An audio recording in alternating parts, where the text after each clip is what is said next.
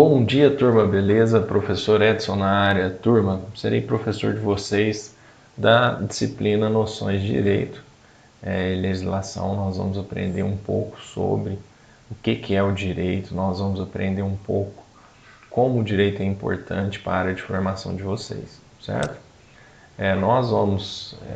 Nessa disciplina, vocês vão aprender um vocabulário novo, com algumas palavras diferentes do que a gente viu, que vocês tenham visto na área de formação de vocês, ação, litígio, jurisprudência, súmula. Então estou aqui disposto a abrir um novo mundo para vocês com um vocabulário específico, uma disciplina que é importante para a área de formação de vocês, certo? Noções de direito, nossa primeira aula, nossa aula de número 1. O que eu preciso explicar para vocês? A base da nossa disciplina é essa, noções de direito. A partir de que vocês consigam entender o que a gente vai falar na aula, nessa parte, noções de direito, que está dividida em 3 aulas, vocês vão conseguir identificar as outras disciplinas que serão trazidas posteriormente, certo?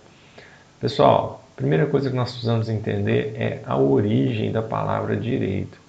Então eu trouxe aqui para vocês a etimologia do termo direito. Etimologia do termo direito é mais ou menos querer explicar para vocês qual a origem da palavra direito, o que é a palavra direito, o que é o direito. Se a gente parar para pensar, eu acredito que vai ser bem difícil da gente colocar uma definição exata do que seja direito, porque cada um tem um interesse, tem um pensamento diferente sobre o que seja direito.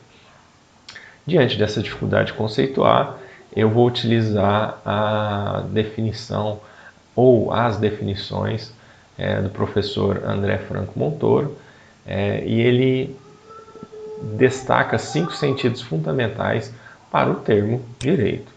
Quais são esses sentidos fundamentais? Nós temos o direito enquanto norma, o direito enquanto faculdade, não tem a ver com a faculdade aqui, quando a gente fala com a universidade, né, não tem a ver com isso. Quando a gente fala em faculdade, a gente está falando assim, eu tenho o direito de ir e vir, são os direitos que são atribuídos às pessoas ou ao grupo de pessoas. Então nós temos o direito enquanto norma, que são as leis, nós temos o direito, que é a atribuição dada ao indivíduo ou ao grupo de indivíduos, nós temos direito enquanto sensação de justiça, muitos ligam o direito à justiça, nós vamos descobrir que não é bem assim. Nós temos o direito enquanto ciência, e aqui sim eu estou falando sobre as universidades, as faculdades de direito, e nós temos o direito enquanto um fator social, é um fator da sociedade. A sociedade precisa de algumas coisas, de certo desenvolvimento, para se desenvolver, como por exemplo a tecnologia, o meio ambiente equilibrado e também o direito. O direito é um fator social, porque é o direito que regulamenta as relações da vida em sociedade, certo? O que mais nós precisamos aprender aqui? Com uma definição, fala assim, professor, mas eu preciso de uma definição de direito. Eu só trabalho com definições. O professor Gustavo Felipe fez uma definição para nós e eu peço para vocês que anotem, ou nem precisa anotar, porque eu vou disponibilizar junto com essa videoaula o PowerPoint e posteriormente a apostila sobre noções de direito. Direito pode ser definido como um conjunto de normas imperativas que regulam a vida em sociedade. Essas normas são dotadas de coercibilidade quanto à sua observância. O que eu quero que vocês entendam aqui? Ele coloca o direito, o professor Gustavo Felipe coloca o direito como um conjunto de normas que regulamenta a vida da sociedade. Foi o fator social que eu falei para vocês. E essas normas têm coercibilidade. O que é coercibilidade? Elas fazem com que as pessoas cumpram. Elas obrigam que as pessoas cumpram. Como, por exemplo, se eu não cumprir, eu poderei ser preso. Ou se eu fizer determinado ato ilícito, eu poderei ser preso ou processado. Certo? Então, é essa a definição que nós vamos utilizar para a nossa disciplina. O direito enquanto ciência são os estudos, as pesquisas que os juristas realizam, e essa ciência ela é vista nos bancos das faculdades, ela tem os livros que nós chamaremos de doutrinas. E uma outra questão que nós precisamos também aprender sobre direito é: o direito ele é uno e indivisível. Todo mundo tem direito, todo mundo nasce já possuidor de direitos e também de deveres. Mas no ramo dos direitos, nós precisamos entender que esses direitos não podem ser divididos ou separados. Por uma questão didática, para a gente ter uma melhor condição de entender o que é direito, nós vamos dividir em direito público e direito privado. Como que é isso? Na sua relação familiar, dentro da sua casa, você, por exemplo, tem alguns direitos e esses direitos são do âmbito privado. Por exemplo, as leis que regem o casamento, as leis que regem a adoção, as leis que regem compra e venda são de direito privado. Por quê? São relações entre particulares. E nós temos direito público, que é o direito que é regulamentado a partir do momento que você sai da sua esfera, do seu imóvel, que você sai de dentro da sua casa e vai para a rua. Como, por exemplo, direito de trânsito. Você não observar as regras de trânsito, você estaria infringindo um ato, uma lei de direito público. Porque é de interesse público que todos sigam as leis de trânsito. É de interesse público que as pessoas paguem tributos e por aí vai. Então, há essa distinção entre direito público e direito privado. Professor, eu não entendi. Não se preocupe. Isso nós vamos ver com o decorrer das nossas aulas. Essa diferenciação entre direito público e privado que torna mais fácil o nosso aprendizado. A primeira coisa que nós temos que entender sobre isso é o regime de direito público e o regime de direito privado. O regime de direito privado há uma horizontalidade ou uma igualdade entre as partes, ou seja, o interesse de um não sobrepõe o de outro. Por exemplo, um contrato de compra e venda. Uma pessoa vai dar determinado valor para adquirir determinado bem. Vamos supor uma compra de um automóvel. Não há sobreposição de direitos. O direito do vendedor é igual ou na mesma linha que o direito do comprador. Então, o direito de um não sobrepõe o direito do outro. No direito público já é diferente.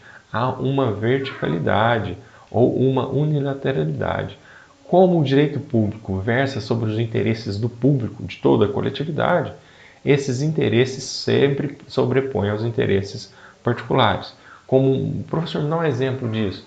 Nós temos no direito administrativo os contratos entre a administração pública e entre entidades privadas. Vamos supor uma empresa que foi contratada para fazer determinada ponte. Eles estão fazendo um contrato de prestação de serviço. Vamos supor que lá para metade do ano a empresa que vai construir a ponte deixa de construir a ponte e a ponte fica inacabada. O poder público ele pode colocar multas pela não prestação desse serviço. Ele pode fazer pode aplicar multa, pode colocar algumas restrições à empresa para que a empresa nunca mais contrate com o poder público. Então, o direito público, o direito das pessoas, ele sobrepõe ao direito dos indivíduos. O direito da coletividade sobrepõe o direito dos indivíduos, certo? Essa é a primeira coisa que eu quero que vocês entendam. Diferença de regimes, direito público e direito privado. Direito privado, as pessoas são iguais em direitos e deveres. Direito público, o interesse público sobrepõe o interesse privado, certo? Outra coisa que eu quero que vocês entendam, a distinção entre normas e leis. Pô, professor, é a mesma coisa. Não, calma. Quando nós estamos falando de norma, nós estamos falando de um conjunto. Dentro dessas normas, nós temos as leis, nós temos os decretos, nós temos a Constituição Federal. Então, as normas são todos os regulamentos feitos em um país que tem coercibilidade sobre a sociedade, sobre os indivíduos, são todos os regulamentos. Dentro desses regulamentos nós temos as leis. E essas leis, nós vamos ver nas nossas aulas, que essas leis podem ser complementares, podem ser leis ordinárias, podem ser decretos legislativos, tem uma série de outras nomenclaturas que são direcionadas dentro do arcabouço das normas. Certo, pessoal? Para a gente entender um pouco, tem uma pirâmide normativa que é aceita no Brasil, onde nós temos no topo, no ápice dessa pirâmide, a Constituição Federal. No meio nós temos as leis, que podem ser complementares ou ordinárias, e abaixo nós temos os atos que nós vamos chamar de infralegais, são os decretos presidenciais, as portarias, instruções, as resoluções, os comitês de gestão. Então, esse triângulo seriam as normas. Dentro dessas normas nós temos a Constituição, nós temos as leis e esses atos infralegais. Então, um ato infralegal é uma norma. Uma lei qualquer é uma norma. A Constituição é uma norma.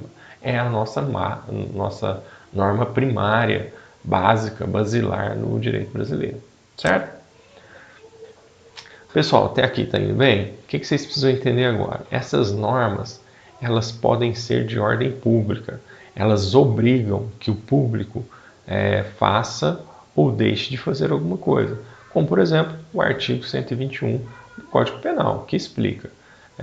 Ele não proíbe você de matar alguém, mas ele te fala, caso você mate alguém, você terá uma reclusão de 6 a 20 anos, certo?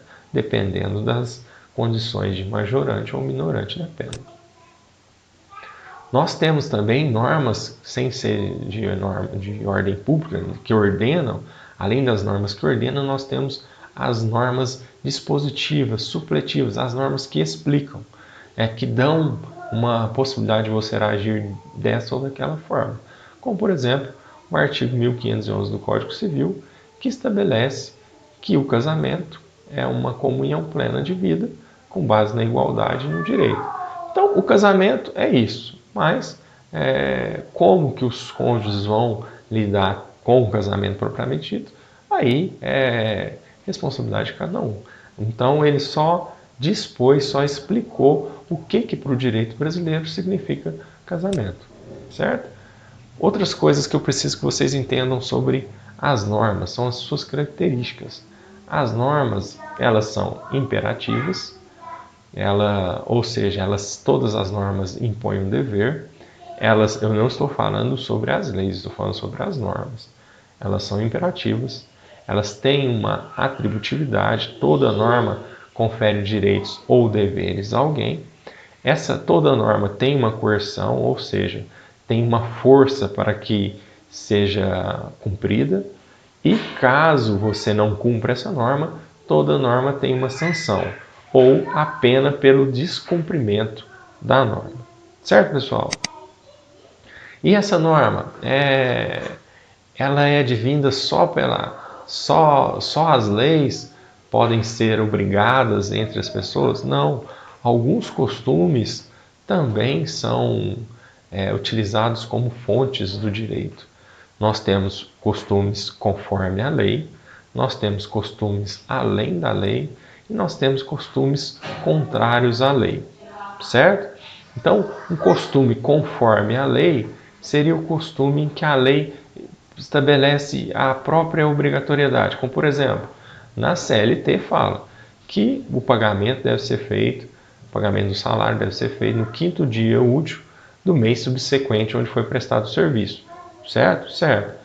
Ou caso o costume do local fale outra data. Por exemplo, pessoas que trabalham na construção civil não recebem só no 5º dia útil do mês subsequente, eles recebem toda sexta-feira. Os pedreiros, os serventes de pedreiros recebem toda sexta-feira. Então, nós temos esses tipos de costumes que nós vamos falar no decorrer das nossas aulas. Nós temos um costume que está acima da lei e nós temos um costume contrário à lei. Um costume além da lei é o costume do cheque pré-datado. Não está em lei, mas o costume da sociedade é tão amplamente aceito que nós chamamos esse costume de ir além da lei. E um exemplo de costume contrário à lei seria o jogo do bicho, certo? O jogo de azar. Aqui, o exemplo que eu falei para vocês, inclusive virou jurisprudência. A súmula 370 do STJ caracteriza dano moral a apresentação antecipada de cheque pré-datado. Ou seja, o cheque pré-datado que não tem previsão legal é um costume. E ele é um costume tão forte, ele é um costume além da lei, que ele criou uma jurisprudência sobre a temática, sobre o assunto. Conseguiram entender aí? Que nós, então, dentro da nossa fonte de normas, nós temos também o costume. Esse costume pode contrariar a lei, esse costume pode ser previsto na lei e esse costume pode ir além da lei, certo? Pessoal, muito obrigado. Essa foi a nossa aula de número 1, onde nós explicamos os novos vocabulários que vocês vão ter contatos. Nós explicamos como funciona as normas, a diferença entre norma e lei. Nós explicamos a pirâmide normativa, que no ápice nós temos a Constituição, no meio nós temos as leis e embaixo nós temos os atos infralegais. Nós explicamos o que são as normas, quais são as suas características e as suas principais fontes. Inclusive, nós citamos que o costume pode ser uma fonte da norma. Inclusive, há jurisprudências que nós falamos, as súmulas de determinado tribunal também são fontes dessa norma do direito brasileiro. O que eu peço para vocês? Deem uma lida na apostila, deem uma lida no PowerPoint e se preparem para a nossa próxima aula. Galerinha, abraço para vocês, até a próxima aula.